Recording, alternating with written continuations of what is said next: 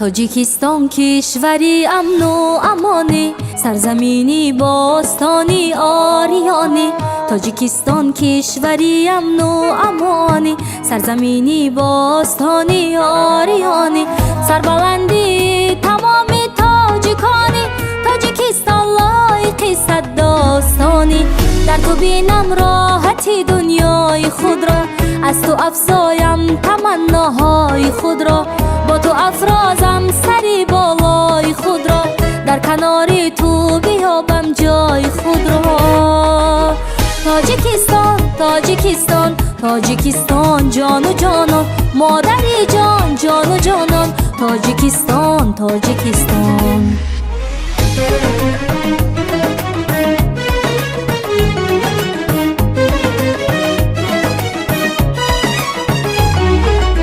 پرتوافشان پرچمی در آسمانت، رمزی هستی استواری نشانت. خانه مهر و صداقت آشیانت، جنتیستان از باغ و بوستانت. در هوای بی غبارت مشک و عنبر، خاک پاکی سرزمینت بهتر از زر. مهری تو در سینم چون مهری مادر، ارزشی تو قیمتی با جان برابر. تاجیکستان تاجیکستان تاجیکستان جان و جانان، مادری جان جان و جانان. تاجیکستان تاجیکستان.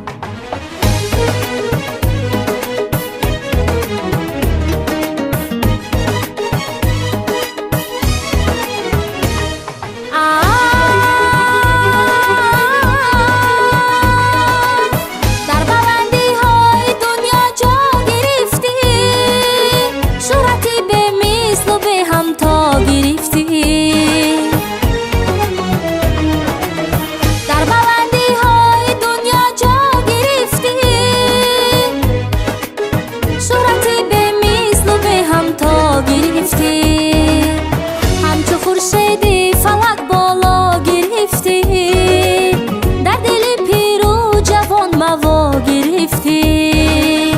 همچو خورشیدی فلک بالا گرفتی، در دل پیر و جوان موا گرفتی.